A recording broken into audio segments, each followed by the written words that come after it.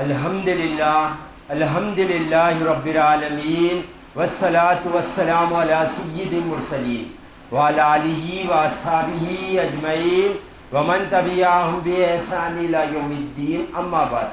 قال اللہ تبارک و تعالی فی القرآن المجید والفرقان الحمید، واعوذ باللہ من الشیطان الرجیم، بسم اللہ الرحمن الرحیم، ذالک الکتاب لا ریب فیہ ھدی للمتقین، صدق اللہ العظیم۔ میرے زندگی کا مقصد تیرے دین کی سرفرازی، میں اسی لیے مسلمان، میں اسی لیے نمازی۔ محترم و مکرم عزیز سامعین کرام، السلام علیکم ورحمۃ اللہ وبرکاتہ۔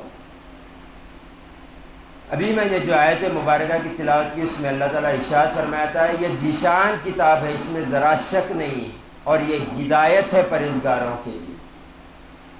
کئی دنوں سے قرآن کے تلاوت کی فضیلت بتائی جا رہی ہے، قرآن کی اہمیت بتائی جا رہی ہے۔ آج قرآن کے سورتوں کی فضیلت بتائی جائے، کیونکہ ہمیں اللہ نے پیدا کیا ہے اور اللہ تعالیٰ ہمیں ہم سے زیادہ بہتر جانتا ہے، تو اس نے فرما دیا ہے بندے قرآن پڑھتے جا اور ہدایت پاتے جا۔ دو جہاں میں اگر تو کامیاب ہونا چاہتا ہے تو اپنے ہادی قرآن کو بنا لے، جو تجھے راہ دکھانے والی ہو قرآن کو بتا لے۔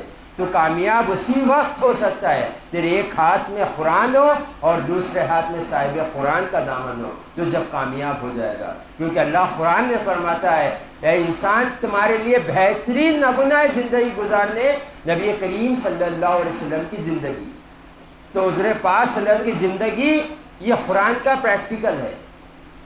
قرآن ہمارے پاس تھیوری ہے، یہ تو ہمیں قرآن کو بھی پکڑنا ہے، صاحب قرآن کو بھی، تاکہ ہم دو جہاں میں کامیاب ہو جائیں۔ حضور پاک صلی اللہ علیہ وآلہ وسلم نے ارشاد فرمایا ہر شے کا ایک دل ہوتا ہے، اور قرآن پاک کا دل سورہ یاسین ہے ہوتا ہے، اور جو ایک مرتبہ سورہ یاسین پڑھتا ہے اللہ تعالیٰ اسے 10 قرآن پڑھنے کا ثواب عطا فرماتے۔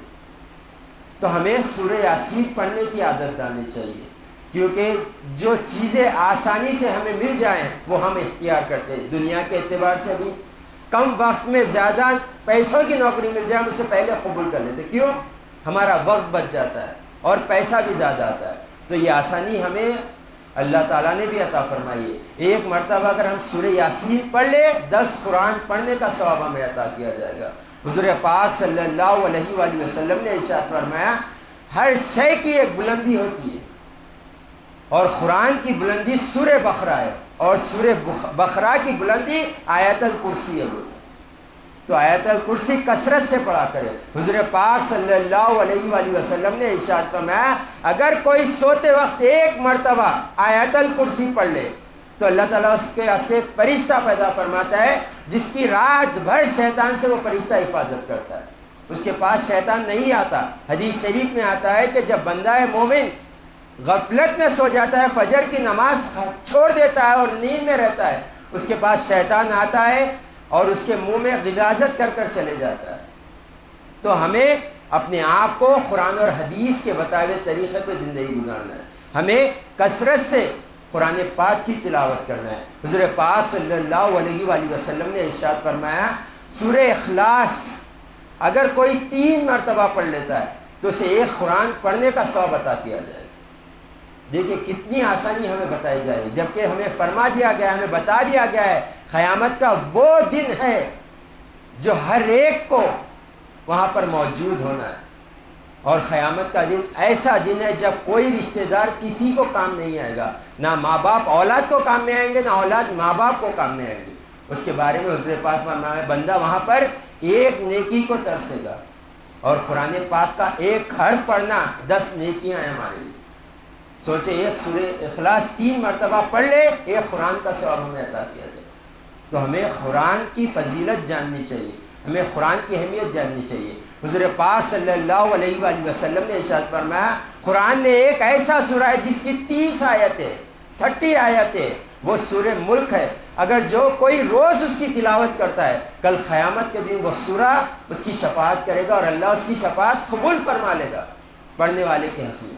تو ہمیں سورہ ملک پڑھنا ہے تاکہ کل قیامت کے دن اللہ تعالیٰ ہماری شفاعت کرے، شفاعت قبول فرما لے سورہ ملک کے سفارش کی وجہ سے۔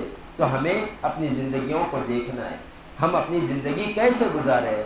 قرآن ہماری ہر قدم پر رہنمائی کرتا ہے، کیونکہ قرآن اللہ تعالیٰ کا کلام ہے اور اللہ تعالیٰ نے ہمیں پیدا کیا ہے، اور جو پیدا کرتا ہے وہ بہتر جانتا ہے اس کو کیا ضرورت ہوتی ہے۔ ہمارے حال کو ہم سے زیادہ ہمارا رب جانتا ہے، وہ جانتا ہے بندے کو کون سے وقت کون سی چیز کی ضرورت پڑتی ہے۔ اس نے تمام چیزوں کو مہیا ہمارے لیے پیدا فرما دیا ہے۔ اللہ قرآن میں فرماتا ہے ہر چیز دنیا میں جو چیزیں ہم نے انسان کی خدمت کے لیے پیدا کیا، اور انسان کو وما خلقت الجن والانس الا لیعبدون، ہم نے جن و انسان کو صرف اپنی عبادت کے لیے پیدا کیا۔ ہر چیز انسان کی غلام ہے، اور انسان رب کا فرما بردار، رب کا نمازی ہونا چاہیے۔ آج ہمارا یہ حال ہو گیا ہے، جو چیز ہمارے لیے پیدا کی گئی تھی ہم اس کے غلام بن کر بیٹھ گئے، یعنی دنیا یہ ہمارے استعمال کے لیے پیدا کی گئی تھی، دنیا کی حقیقت نہیں ہے۔ حضور پاک صلی اللہ علیہ وآلہ وسلم نے ارشاد فرمایا اللہ کے نزدیک دنیا کی حقیقت ایک مچھر کے پر کے برابر نہیں ہے، اور آج ہم اسی دنیا کے پیچھے ہمارے 24 گھنٹے تباہ اور برباد کر دے رہے ہیں۔ 24 گھنٹے کی ہماری زندگیاں ختم ہو گئی اس دنیا کے پیچھے، صبح سے شام تک، شام سے صبح تک بس یہی فکر ہوتی ہے کہ کیسے کماؤ، بس اپنا فیوچر اچھا بناؤ۔ ہر ایک کو یہ ضرورت ہے کہ میں اپنی فیوچر کیسے بناؤں، کسی کی یہ فکر نہیں ہے کہ میں میری آخرت کیسے بناؤں۔ وہ ماں باپ جو دن رات ایک کر کر اپنی اولاد کو پالتے ہیں، وہ باپ جو دن میں دھوپ دیکھتا ہے، نہ چھاؤں دیکھتا ہے، نہ صحت دیکھتا ہے، نہ بیماری دیکھتا ہے، بس کماتا ہے کیوں؟ بچوں کا فیوچر اچھا ہو جائے۔ وہ باپ کبھی دیکھا ہے بچوں کی آخرت کیسی ہو رہی ہے؟ وہ ماں جو اتنی محبت کرتی ہے اولاد سے، اگر اپنے زندگی کا کچھ حصہ اولاد کو دینا ہے تو بھی دینے کو تیار ہو جاتی ہے ماں۔ اپنی زندگی کا کچھ حصہ اپنے اولاد کو بھی دینا چاہیے، کچھ عمر دینا چاہے تو بھی راضی ہو جاتی ہے، مگر وہ ماں آج اولاد کی آخرت سے غافل ہو گئے، اس قدر غافل ہو گئے ہیں جس کی کوئی ہمارے پاس انتہا نہیں ہے۔ دیکھ لے، آپ اٹھا کر دیکھیں گے تو ہمیں پتہ چلے گا کہ ہماری جو جستجو دنیا بنانے میں اولاد کی 1% آخرت بنانے کے لیے نہیں، اور یہ ماں باپ اور یہ اولاد جس کی آخرت کی فکر نہیں ہوتی، جو ماں باپ اپنی آخرت کی فکر نہیں کرتا، یہ دونوں ایک دوسرے کے دشمن بن جاتے ہیں۔ یہ اللہ تعالیٰ کا قانون ہے۔ اللہ تعالیٰ واضح ارشاد فرما دیا دنیا میں میں نے تمہیں بھیجا، تم میرے لیے کچھ وقت نکالو عبادت کے لیے، اگر تم نہیں نکالو گے میں تمہیں ایسے کاموں میں مشغول کر دوں گا جس سے تمہیں سروکاری نہیں ہے، کچھ کام ہی نہیں، یعنی دنیا میں مشغول کر دوں گا، تمہیں آخرت بھلا دوں گا میں تم سے، اور جب آخرت کے دن آؤ گے بڑا حسرت کے ساتھ آؤ گے تم لوگ۔ تو ہمیں چاہیے کہ اپنے وقت کی قدر کرے، اپنی اولاد کی آخرت کی کوشش کرے، اور قرآن پاک کو اپنا ہادی بنائے، اپنا رہنما بنائے، اس سے پوچھتے جائیں اور اپنی زندگی گزارتے جائیں تاکہ ہم دو جہاں میں کامیاب ہو جائیں۔ آج ہر کسی کی یہ پریشانی لگی ہوئی ہے کہ رزق میں بڑی تنگی ہو گئی ہے، اتنا کما رہے، صبح شام کما رہے، مال میں برکت ہے نہ رزق میں برکت ہے، بڑی تنگی ہے۔ ایک مرتبہ ایک صحابی حضور پاک صلی اللہ علیہ وسلم کی بارگاہ میں آیا، پوچھا یا رسول اللہ دن رات محنت کرتا ہوں مگر رزق میں برکت نہیں ہے، صبح سے شام تک کام کرتا ہوں، کام کر کر آتا ہوں، رزق میں برکت نہیں ہے۔ حضور پاک صلی اللہ علیہ وآلہ وسلم نے ارشاد فرمایا تم جب بھی گھر میں داخل ہو گھر والوں کو سلام کر لیا کرو، اور ایک مرتبہ سورہ اخلاص پڑھ لیا کرو۔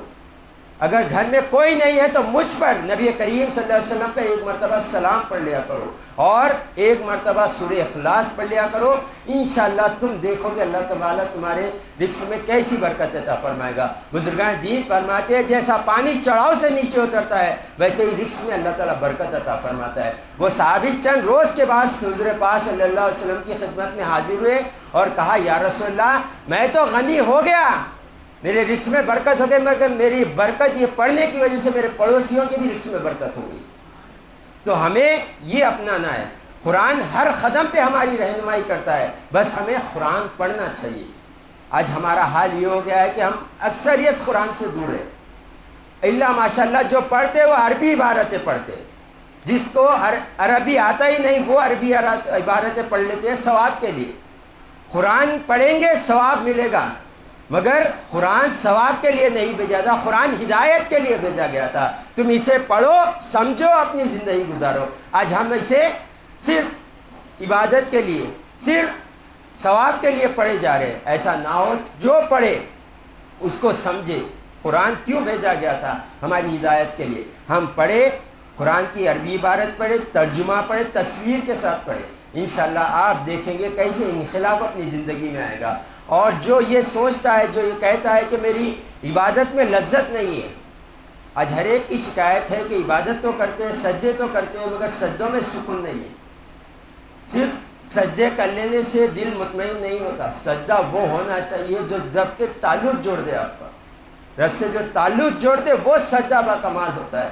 اس لیے بزرگان دین فرماتے ہیں بندہ مومن کی زندگی میں ایک ایسا سجدہ آتا ہے جس کا مقصد پا لیتا ہے بندہ. آج ہم اس سے دور ہو گئے. کیوں؟ ہم جو چیز پڑھ رہے ہیں ہمیں اس کا ترجمہ نہیں معلوم ہوتا. ہم تکبیر تحریمہ کہتے ہیں، اللہ اکبر کہتے ہیں، ہمیں اس کا ترجمہ نہیں معلوم ہوتا ہے. جب آپ نماز کو ترجمے کے ساتھ پڑھ لیں گے، جب آپ پڑھیں گے آپ کو لذت پیدا ہو جائے گی. آپ جان لیں گے میں جو کہہ رہا ہوں اس کا مطلب کیا ہے، میں سجدے میں جا کر کیا کہہ رہا ہوں، رکوع میں کیا کہہ رہا ہوں، بیٹھ کے تحیات میں کیا پڑھ رہا ہوں.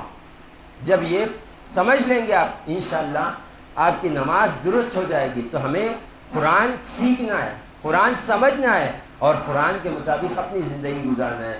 ہمیں قرآن ہدایت کے لیے بھیجا گیا ہے، نہ کہ زینت کے لیے بھیجا گیا ہے. آج ہم قرآن کو گھروں کی زینت بنا کر رکھ دیے. گھر میں اونچی جگہ پہ قرآن رکھنے کا ایک محراب بنا دیتے ہیں، وہاں قرآن رکھتے ہیں. اور کب نکلتی ہے قرآن؟ اکثریت گھروں میں کب نکلتی ہے قرآن؟ کسی کا انتقال ہو جائے یا نہیں تو گھر میں لڑائی ہو جائے، اس پر ہاتھ رکھ کے قسم کھانا رہتا ہے ہمارا.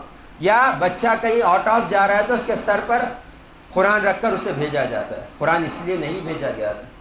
ہمیں اپنے آپ پر غور کرے. بس یہی کافی تھا قرآن پڑھنے کے لیے، یہ میرے رب کا کلام ہے.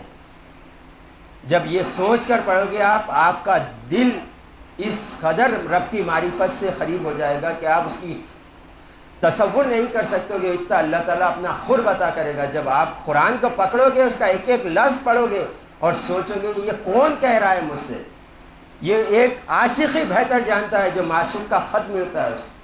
وہ انتظار میں رہتا ہے کب میسج آئے گا، کب فون آئے گا، کب اس سے بات ہوگی، کب اس کا خط آئے گا. جب آ جاتا ہے تو اس کا کوئی خوشی کی انتہا نہیں ہوتی. ہمیں ہمارے رب نے پیدا کیا، ایسی نعمتوں سے سرفراز کیا. دنیا اگر چاہے ہم کما لے مگر اس کی ایک نعمت نہیں خرید سکتے. مثلا ہمارے آنکھ کی جو پلک ہوتی ہے وہ اگر نیچے اوپر ہونا بند ہو جائے، ہم ساری زندگی کمائی لگا دیں اس کو صحیح نہیں کرا. تو اللہ نے اتنی نعمتیں دی ہے. تو اللہ کا کلام جب ہمارے سامنے آ گیا ہے تو ہمیں پڑھنے کے لیے کیا ہو گیا ہے؟ ہمیں غور کرنا چاہیے، اپنی زندگی گزارنا ہے. وآخر دعوانا ان الحمد للہ رب العالمین.